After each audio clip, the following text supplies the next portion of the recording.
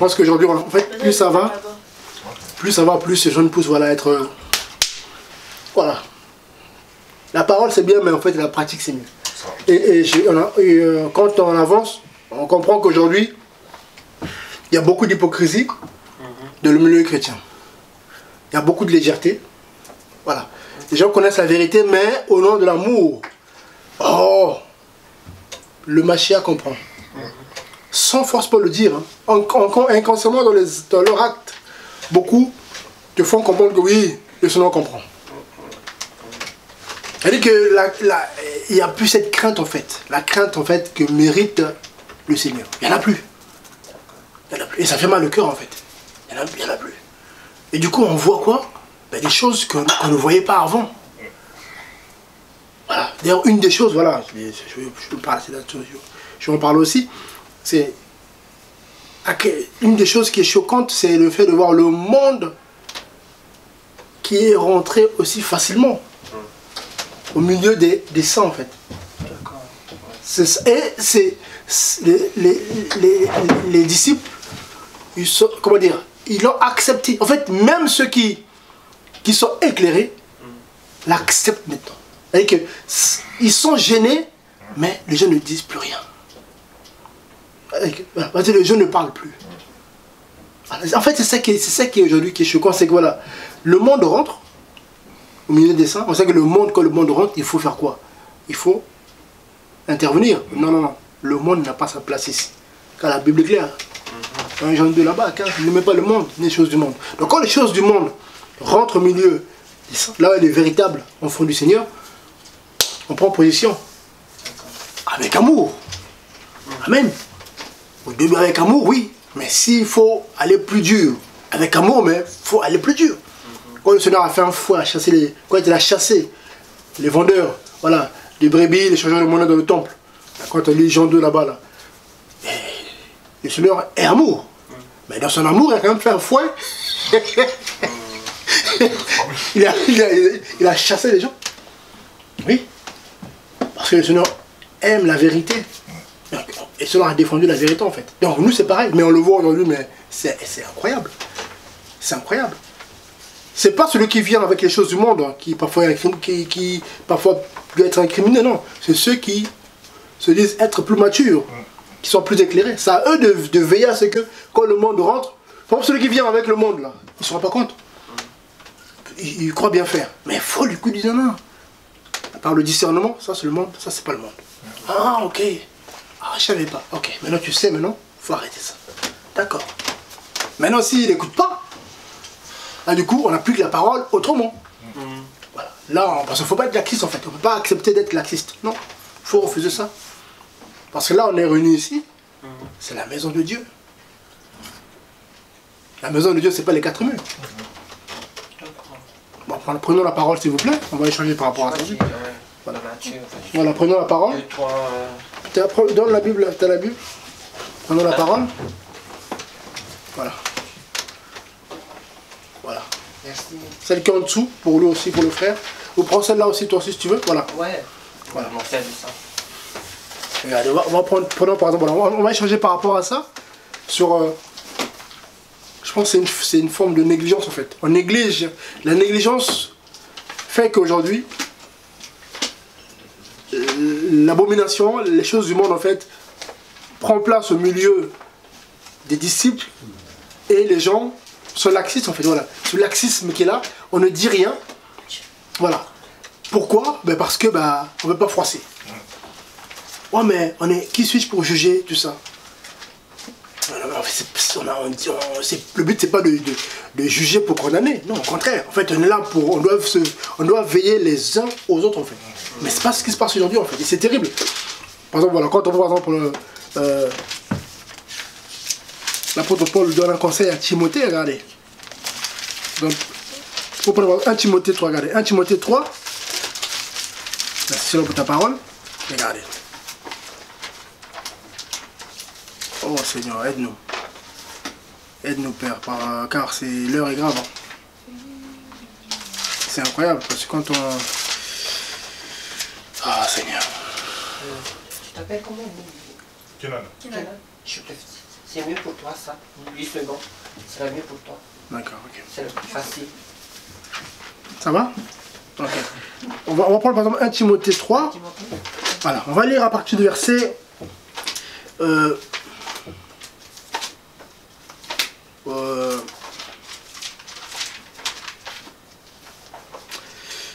1 Timothée 3, 15. Voilà. Amen. Alors, 1 Timothée 3, 15. L'apôtre Paul ici, il parle à Timothée. Qu'est-ce qu'il lui dit? 1 Timothée 3, 15. T'as trouvé? 1 Timothée 3, verset combien? 15. Tu peux lire s'il te plaît? 1 Timothée 3, 15. Vas-y, tu peux lire. Mais afin que tu saches, si je tarde, comment il faut se conduire dans la maison de Dieu, qui est l'église du Dieu vivant, la colonne de l'appui de la vérité. Amen. Attends, excuse-moi, c'est 1 Timothée 3, 15. 3, 15. Oui. Donc ici, l'apôtre Paul, ici, il parle à Timothée. Timothée, c'est pas n'importe qui en fait. Timothée, c'est quelqu'un que l'apôtre Paul a envoyé pour aller établir les diacres. D'ailleurs, quand on lit au-dessus, alors on voit, hein, quand on dit 1 Timothée 3 au-dessus, il a été envoyé pour aller établir les évêques en fait, et les diacres. Donc là, l'apôtre Paul ici, il parle à Timothée de faire attention comment il doit se conduire de la maison d'Élohim, la maison de Elle, la maison de Dieu, qui est la colonne de la vérité. C'est-à-dire que l'apôtre Paul ici, il parle de la maison de Dieu, pas le corps forcément spirituel, il parle là où il y a les frères et sœurs qui sont rassemblés. Et que, il dit voilà, attention, tu dois bien te conduire au milieu des saints. Parce que c'est la maison d'Élohim de Dieu.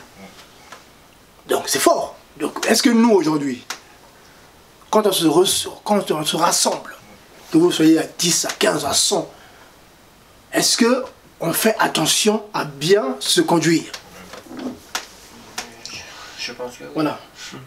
Ah mais c'est la question qu'on doit se poser en fait. Parce qu'il y en a qui ne se posent pas la question, ben ça y est, ah ben je vais au culte, je vais à l'assemblée. Ça devient comme une habitude. Mais c'est la maison d'Élohim là, c'est la maison de Dieu. Et que ça te pousse en fait à t'examiner avant de mettre tes pieds là-bas. En fait, vous voyez la logique, en fait, on fait partie du corps, on est d'accord. Car le corps de Christ est spirituel. Donc, on est membre du corps du Mashiach. Donc, c'est-à-dire que c'est pas parce que tu es tout seul que tu n'es pas dedans. On est dedans. Dès que tu es né de nouveau, et sinon tu rentres dans son corps. Ok. Mais il y a aussi l'enseignement où on dit oui. Il y a aussi la notion du... Quand les gens se réunissent, là où 2 ou 3 sont assemblés, en mon nom je suis au milieu. C'est-à-dire que là où il y a le maître, il y a la maison. Donc, le maître est là. Mais non. Quand tu vas là-bas, comment tu te comportes?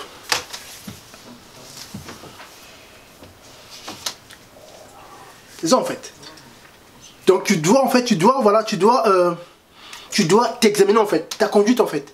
Est-ce que je vais là-bas pour participer au culte pour rendre gloire au Seigneur, ou je vais là-bas pour apporter autre chose? Et beaucoup ne se posent pas la question. C'est-à-dire qu'ils ne s'examinent pas avant de partir là-bas. Et du coup on voit quoi? Des scandales. On voit des choses terribles en fait. On voit, du coup qu'est-ce qui se passe? On voit le monde en fait qui rentre. En fait c'est ça, en fait il y en a qui le font inconsciemment, parce que malheureusement il y a aussi la race de vipères. Il y a l'ivraie aussi qui vient au milieu. Mais aujourd'hui on se rend compte que même le blé ramène parfois le monde au milieu des saints. C'est-à-dire que même certains élus véritables, c'est eux qui ramènent les œuvres du blé, les œuvres de l'ivraie au milieu du blé. C'est-à-dire que ce n'est pas l'ivraie, c'est le blé. Mais ils ramènent les œuvres de l'ivraie au milieu. En fait, ils ramènent les œuvres du monde, les choses du monde, au milieu des frères et sœurs. Et on le voit. Bien aimé. Et c'est ça en fait qui interpelle en fait. Et c'est après, en fait, plus le temps passe, sinon voilà, me parle beaucoup de ça en fait. Des détails. Tout le monde a la Bible, tout le monde prie. Mais regarde, vous n'avez pas besoin de marcher par l'esprit. Là, marche un peu par la vue. Regarde un peu. Allez, utilise ta vue. Hein, c'est ça en fait. Utilise ta vue. Regarde, est-ce que ce que tu vois, là où je suis glorifié, est-ce que c'est moi ou pas? Est-ce que réellement c'est normal? Je parle pas de... Prends tes yeux normaux, regarde. Est-ce que le monde, là, n'est pas au milieu? Et pourquoi personne ne dit rien? En fait, c'est ça qui gêne aujourd'hui, c'est ça en fait. Pourquoi ceux qui sont les surveillants, qui sont appelés à surveiller, à veiller à ce que mon culte, parce que le culte c'est non, mon culte se passe bien. Pourquoi personne ne dit rien? En fait, c'est ça la question aujourd'hui. Beaucoup du coup, qu'est-ce qui se passe? Beaucoup du coup, ben, quand ils voient ça, ben, beaucoup s'enferment en fait. Beaucoup du coup se retirent. Ils disent, il vaut mieux rester seul que de me retrouver au milieu d'un mélange. Voilà. Parce que tout ce qui est le nôtre maître, il n'y a pas de mélange. Il n'y a pas de cache en fait en lui. Donc, que quand il y a le mélange au milieu des saints, c'est pas normal. C'est-à-dire qu'il y a un problème. Donc, entre celui qui décide de se retirer, parce que malheureusement, la communion fraternelle se rend compte, voilà, c'est pas ça. Il fait bien. Amen. Dans un premier temps, c'est normal, il ne faut pas prendre part à quelque chose qui n'est pas bon. Mais malheureusement, sa décision lui sera défavorable après. Parce que ben, on est un corps. Le corps a besoin, les organes ont besoin, les uns les autres. Voilà, ça, on ne le dira jamais assez. Moi, j'ai besoin, voilà, du talent des frères. Voilà, j'ai besoin de profiter de ta grâce à toi. Amen. Voilà, en fait, c'est ça en fait l'idée. C'est que moi, je dois bénéficier du talent de l'autre. Mais à cause du monde, à cause du péché qui est présent, ben, je suis obligé de me retirer. C'est-à-dire que malgré moi, je me retire. Parce que ben, je ne veux pas participer aux choses qui ne glorifient pas le Seigneur, en fait. Et c'est ça qui est malheureux, c'est ça qui est terrible. Et d'ailleurs, on le voit. Par exemple, regardez. Aujourd'hui, quand on prend par exemple, voilà, je prends un exemple, quand on dit aux gens, attention, telle pratique, c'est le monde. Donc vous n'avez pas ramené ça au milieu des frères et sœurs. Normalement, vous n'avez même pas le droit de pouvoir déjà les pratiquer. Mais bon, il y en a qui sont hypocrites. Voilà. Il y en a qui pratiquent des choses cachées dehors, parce qu'on ne le voit pas. Mais qui osent parfois avoir ce courage d'arriver au milieu des saints, habillés comme une prostituée. Je dis bien ceux qui sont éclairés, qui connaissent la parole. Parce qu'il ne faut pas non plus condamner quelqu'un qui vient d'arriver à Christ, qui ne connaît pas encore la parole. C'est ça l'avantage. Il ne faut pas dire oui, mais comme non, quand la personne arrive comme elle est, c'est à nous de la recevoir, de dire attention pour l'enseigner, l'apporter la connaissance. Attention, dans le Seigneur, en Christ, on ne parle pas comme ça. On ne dit pas le gros mot. En Christ, on s'habille comme ça, homme ou femme. Voilà, il faut se couvrir. Voilà, il faut, voilà, ah ok. Là, du coup, on apporte l'enseignement. Là, on comprend que la personne arrive, il faut l'accepter comme elle est, avec amour. Après, commencer à l'apporter, grâce au Seigneur, la connaissance, comment vivre en Christ. Mais quelqu'un qui est là, qui est enseigné, une fois, deux fois, trois fois, mais vous voyez arriver comme ça, avec le monde, mais ça doit vous interpeller en fait. Mais aujourd'hui, le problème, c'est que personne ne dit rien. Au nom de la liberté, au nom de l'amour. Voilà. Est-ce que l'amour exclut le péché? C'est ça la question qu'il faut se poser. Est-ce que l'amour ferme les yeux au péché? C'est ça. Parce que le Seigneur est amour.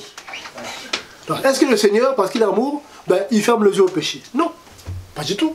Le péché, c'est le péché. L'amour, au contraire, rejette le péché. L'amour refuse le péché. L'amour n'accepte pas le péché au milieu de lui. En fait, le Seigneur, en fait. Mais aujourd'hui, qu'est-ce qu'on voit? Le monde prend place. En fait, la maison du Seigneur est souillée, en fait. Et ça arrange le diable. Le diable est content. Et on a beaucoup ça dans les églises, hein, en fait. Ouais. Enfin, je veux dire les églises de Christ, je veux dire chez les chrétiens, les vrais chrétiens. Mais regarde aujourd'hui, frère, regarde aujourd'hui. Je parle bien du rassemblement des saints, amen. Ouais, pas ça, physique. Mais quand tu regardes aujourd'hui, malheureusement, tu n'as pas besoin de prophétie. La majorité d'assemblées, quand tu arrives, tu vois ce qui se passe. Tu te dis, mais ok, je viens d'arriver quelque part, d'accord, bon, ok, je connais pas, hein. Peut-être que il y a 5-6 personnes qui sont là sur 100 personnes qui sont habillées d'une manière mondaine. Peut-être que voilà, ils viennent d'arriver ici, hein, je connais pas.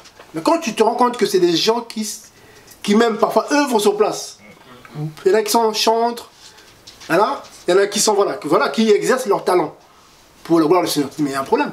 Comment ils peuvent se dire servir le maître tout en, comment dire, en le rejetant par leur façon de faire, en fait. Voilà, on trouve quoi? On trouve déjà l'apparence. En fait, on trouve en fait, ils viennent habillés en mondain pour rendre un culte à celui qui est le monde, en fait.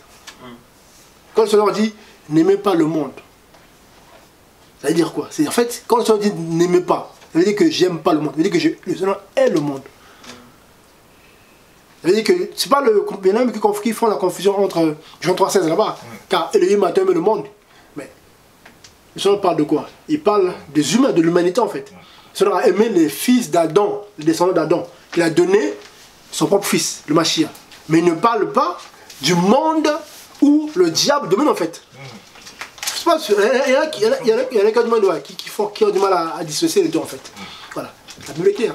Car le prince de ce monde vient, n'est réellement lui.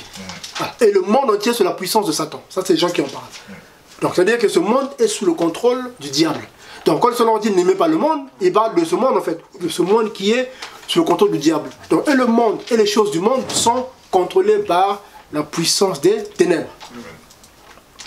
Alors, le Seigneur ne veut pas que nous, on puisse, voilà, prendre part à ces choses-là. Bien aimé. Donc, parfois on se pose la question, mais les gens sont enseignés ou pas? Est-ce que les gens se rendent compte à quel point,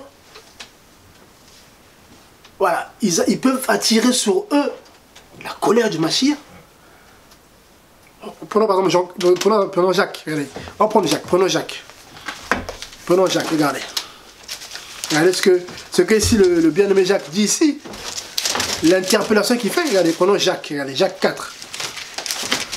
C'est important, bien aimé, ce que je dis, parce que on ne peut pas aujourd'hui, voilà pourquoi plus ça vous avez remarqué, hein, ça nous pousse beaucoup, voilà, à revenir en fait sur les choses, voilà, simples, mais normalement qui doivent être acquises depuis, mais on voit que les gens, voilà, en fait, beaucoup sont, soit ils ne sont pas convertis, ou beaucoup ont des cœurs durs, en fait, beaucoup aiment le monde, en fait, les choses du monde, mais tout en se disant, aimer le Seigneur, c'est ça qui est terrible. Prenons par exemple Jacques 4. Regardez ce que le Seigneur dit ici, hein, bon, par la bouche de Jacques. Hein. Qu'est-ce qu'il dit? Regardez, Jacques 4. On va lire. Voilà. Pour qu'on se comprenne, mais on va lire juste le verset 4 au verset 5. Jacques 4, 4 à 5. Celui qui trouve peut lire. Jacques 4.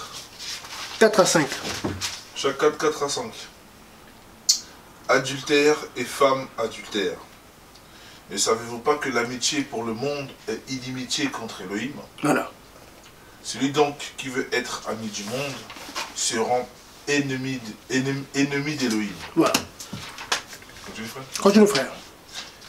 Pensez-vous que l'Écriture parle en vain? L'Esprit qui a établi sa demeure en nous a-t-il du désir qui pousse à l'envie? Voilà. Oui. Voyez? Donc ici la parole est claire. Celui qui se lie d'amitié au monde devient automatiquement ennemi de Jésus-Christ. Oui. Donc quand l'apôtre Jean là-bas dit n'aimez pas le monde, les choses du monde, et que celui qui aime ces choses, l'amour du Seigneur, du Père n'est pas en lui, c'est-à-dire que, en gros, le bien-aimé Jacques ici dit, en fait, Jean l'a dit plus tard, en fait, ça veut dire que tu devais ennemi. Il n'a pas dit que si tu as le Saint-Esprit ou pas, non, il dit non, non. Dès que tu commences à aimer le monde et les choses du monde, tu commences à devenir ennemi du Seigneur. Et donc quand tu dis ça à quelqu'un, tu sais, regarde, ça c'est le monde, ça c'est le monde, ça c'est le monde. Vrai, pas vrai? Ah oui, oui, oui, c'est le monde, mais le Seigneur comprend.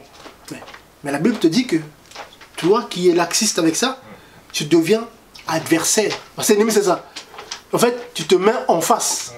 Au lieu d'être à côté ou derrière le Seigneur, tu te mets en face du Seigneur. Et que tu attires la colère du Seigneur sur toi. Parce que les ennemis du Seigneur sont frappés par la fête. On chasse souvent les démons. Qu'est-ce qui leur arrive? Les démons sont chassés, sont frappés, sont... Voilà, hein, quand on prie là. Les démons s'en souffrent. Parce qu'ils sont ennemis du Seigneur. Et là, la Bible nous dit ici que toi qui aimes le monde, toi qui te lie d'amitié au monde, sache que tu deviens adversaire du Seigneur. C'est une parole terrible en fait.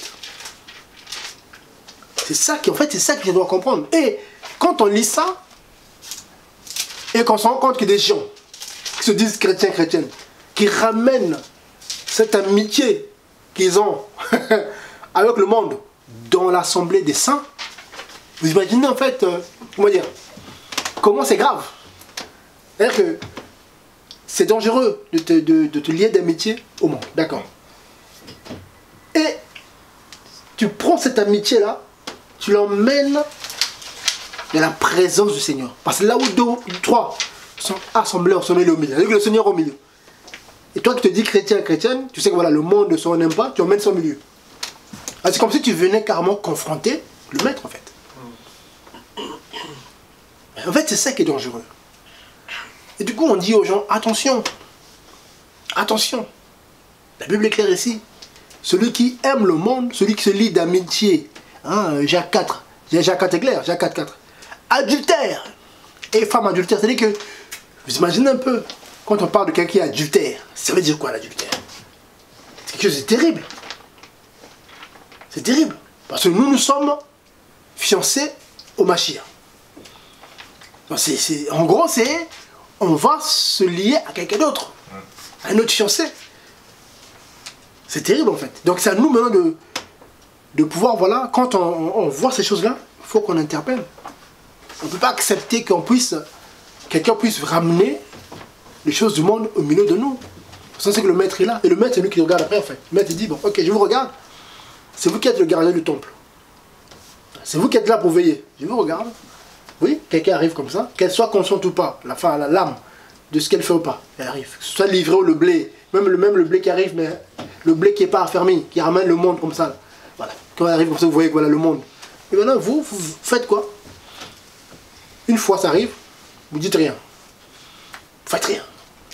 Il n'y a pas d'action menée à la fin, dans la sagesse. Bon, à la fin, on prend la personne, le frère, hein. Il n'y a pas que le sœur. Un frère qui débarque comme ça, habillé, voilà. Hein, habillé, collé, tout ça, hein, vu qu'il fait de la muscule. Hein, il fait de la muscule, il arrive comme ça, bien musclé, il met un manche coupé comme ça, on voit ses abdos là. Et là, il met un pantalon serré, les jeans des hommes s'habillent bizarrement là. Il met un jean serré, il marche comme ça. Là. Et je suis chrétien, il vient prier là, au milieu de vous. Et à la fin, il n'y avait pas un frère qui va lui dire, ah ben écoute frère, est-ce qu'on peut te voir à la fin? Pour lui expliquer. Vous voyez si est-ce qu'il est conscient de ça ou pas. S'il est conscient de ça, que oui, je sais que mon comportement, mon habillement c'est le monde. Si on ne sait pas en accord avec la parole, je le sais. Ah, la prochaine fois, viens plus comme ça. Me rester chez toi. Ou quelqu'un dit, ah je savais pas. Ah je savais pas, ah ok. Ah ben non, tu sais, regarde, là ton corps là, tu séduis en fait, regarde. Là tu es une arme pour le diable. Voilà. Ah, ok, d'accord. Oui, regarde, les gars, on voit tes abdos. Tu penses que. Ah, non, change ta vie. Il faut pas t'habiller. Même dehors, c'est pas bon. Ah, ok, d'accord. C'est-à-dire que c'est quelqu'un qui savait pas. Donc, du coup, ok. Et la prochaine fois, s'il revient, qu'il sache ou pas, vous regardez quand même. Parce que quand il revient, s'il s'habille pareil, ah non, vous pouvez l'arrêter dehors. Ah oui, avant qu'il rentre là. Des gars, ou même s'il est rentré entre temps, habillé pareil, vous la plaisez encore, il faut le scandaliser. Ah, on t'avait dit la dernière fois, maintenant frère, désolé, mais je participe pas à la réunion. Oh, mais vous n'avez pas l'amour, non. On t'a prévenu. Ah non, tu veux pas que. Ah, donc, parce qu'il y a l'amour, on va te laisser souiller, séduire les gens ici avec ton corps? Non, dehors, salut. Au revoir. On n'est pas là pour nous, non, on est là pour le Seigneur. Au revoir. Vous êtes pas... vidéo sur YouTube là. Et moi ils n'ont pas l'amour, et ils sont animés du diable. C'est pas grave. Va là où on va t'accepter avec tes abdos dehors, où les soeurs vont te regarder comme ça. Oh, voilà, ils vont te filmer même là. Hein, pendant le louange là, ils vont regarder, les soeurs vont regarder. Ah, chérie, faut que tu sois comme lui. Hein, voilà. Va faire ça là-bas. Pareil pour les femmes aussi. Voilà, une femme qui vient comme ça, habillée comme ça. Comme je dis, pareil, hein. Première fois elle arrive. Ah, alors, on l'a attrapée. Si c'est pas comme ça. Ah, ok. La prochaine fois qu'elle arrive de loin là. Ah bon, non. Écoute, hein, ici il y a des pagnes. Ici, ouais, il y a un panier. Fais des pagnes. Toi, tu mets un pagne. Ah non, mais c'est quoi ça? C'est. Ah bon, au revoir. Il n'y a pas l'amour, ok, c'est pas grave. Mais garde la couleur de tes cuisses là. Chez toi. Et même chez toi, c'est pas bon aussi. C'est pas bien de faire ça dehors. Hein? Voilà. On peut avoir la forme de tes histoires. Avant de poitrine, regarde ça. Au revoir. Hein? Ok, ça fait un YouTube là. Oui, là-bas, je suis parti. Et ils sont méchants. Ils m'ont chassé. Tout ça. Parce que j'étais habillé. Ah oui. Mais va chez les. Va là où on t'accepte comme tu es. Avant, nous là-bas, on va t'accepter vu que là-bas, le Seigneur amour. Non? Vous voyez, donc c'est des choses que nous, on doit condamner. Voilà. On doit condamner le péché. Je pense que ça. Voilà. Le péché, on le condamne. On n'a pas jugé le péché quand le péché est là. On condamne. Non, pas ici. Pas ici. L'âme, on condamne pas l'âme. L'âme va se repentir. Mais le péché, on le condamne.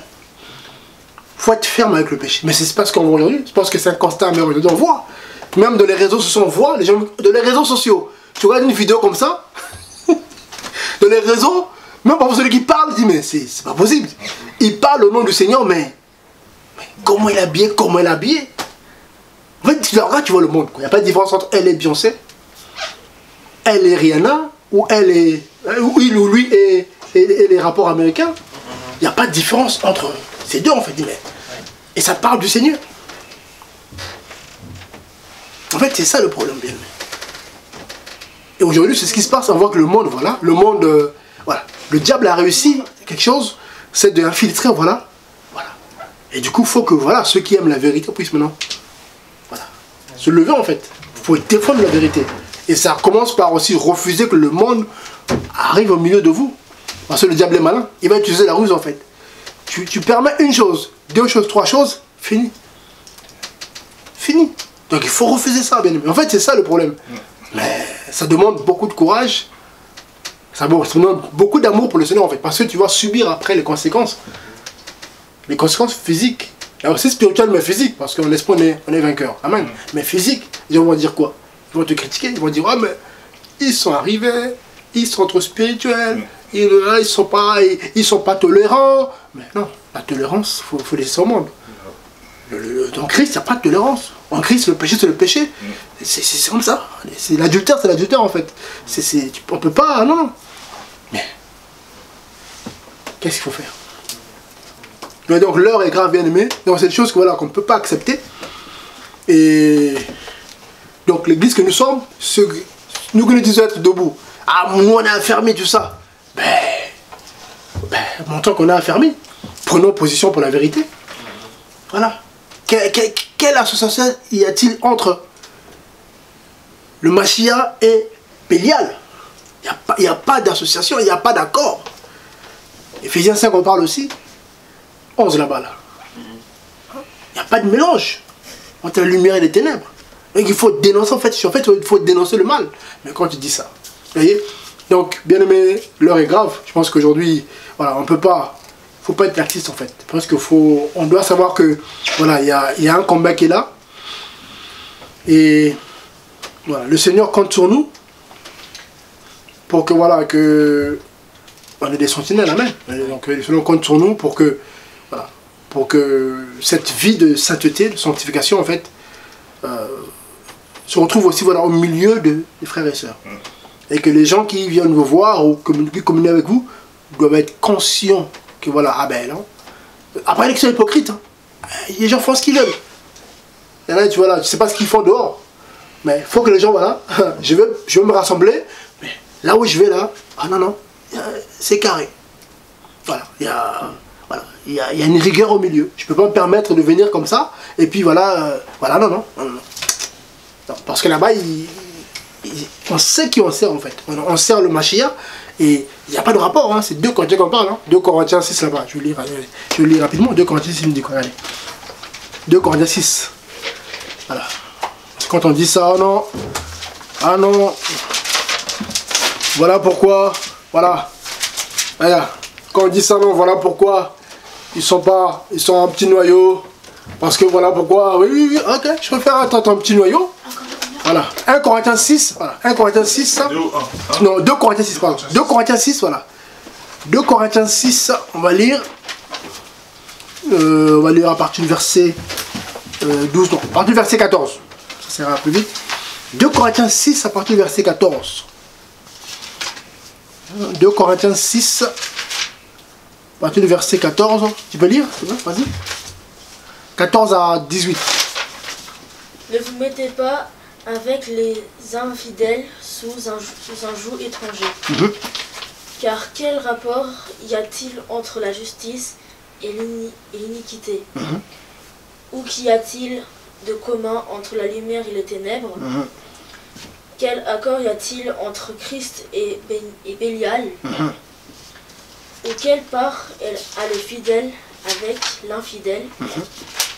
Quel rapport y a-t-il entre le temple de Dieu et les idoles?